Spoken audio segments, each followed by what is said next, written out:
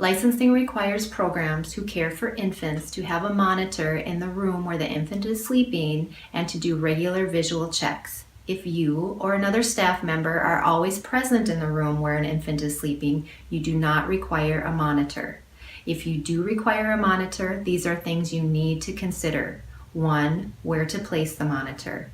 It's just important to always make sure that you know where the cord is placed, just because this is something that could be a strangulation hazard, and infants have died by getting the cord wrapped around their neck. So it's very important that that's kept away from the infant, and what's recommended is 3 feet from the actual place that they're sleeping, the crib or the pack and play, so that you have enough space there that they would not be able to reach the cord.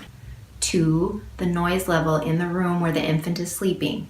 If you use a sound machine or you're playing music, you need to make sure that it's at a volume low enough that you would still be able to hear an infant's noises.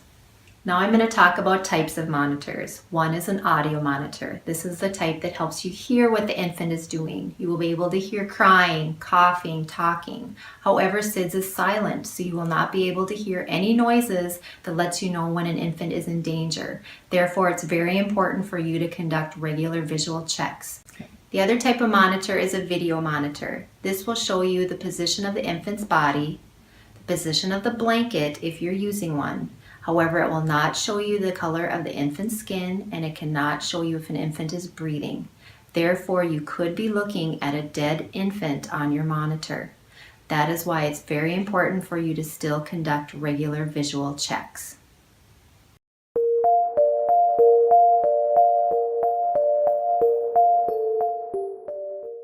As I mentioned before, using a monitor does not replace the need of doing regular visual checks. Regular means that we would like you to check an infant when they're sleeping every 10 to 15 minutes.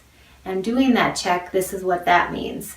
Not looking across the room and just looking over at the crib or the pack and play from a distance and seeing if they're okay. I actually want you to physically walk over to every crib or pack and play, and you need to look at each infant every 10 to 15 minutes. So what I first would do, an easy thing to check, would be the blanket. If you are allowing a blanket, where is that blanket? Is it covering their head? Is it around their neck? If it's somewhere where it shouldn't be, when you've secured the blanket the first time, then that is something that you can pull down and re-secure the blanket so that it is not in an unsafe position. The next thing you can check is the position of the child. If you did initially put them on their back, which you should do every single time, but they themselves turned over on their stomach or on their side, you can allow them to remain in that position as long as they did that on their own. So that would be the position of the child. Next thing to check is the color of skin. In order to do this, you need to make sure that the room where the infant is sleeping is bright enough for you to be able to check the color of skin. It cannot be a dark room. If the skin of the infant is ever red, if their hair seems like it's wet, or if they're breathing fast, this shows you that they're overheated. If they are overheated, the first thing you can do is remove the blanket if they're using one. You can also reduce the temperature in the room where the infant's sleeping, but you can allow them to remain sleeping. However, next time when you come to check them, if they still look the same, if they still seem like they're red, sweating, seem like they're breathing fast, you need to remove them from their sleep environment and check their temperature to see if they have a fever. If the skin looks blue or gray, this would show you that they are not getting enough oxygen. If this is the case, you need to immediately remove them from the sleep environment and begin emergency procedures.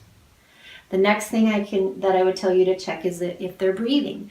Now with breathing, you might be able to just look at them and you might notice the chest rising and falling. So you wouldn't need to touch them and you can tell that. Sometimes it's harder to tell if they're actually breathing. So if you do need to check their breathing, if you can't do that by sight and you need to do it by touch, use your hand and you just need to place that over their chest. Your hand is rising and falling, then you would know that they are breathing, obviously. If they had rolled over onto their stomach, then I would place my hand on their back and then I would check to see if they're breathing, if that was something that they are doing. However, if they're not breathing, then we know that we need to move them immediately from their crib or pack and play and start emergency procedures. Another thing you can check is a pacifier. Pacifiers are good. They actually are something that have been shown to be a way to reduce the risk of SIDS. However, if you go up to check the infant and the pacifier has fallen out of the infant's mouth and the infant's still sleeping, you do not need to reinsert the pacifier. You can just remove it from the sleep environment.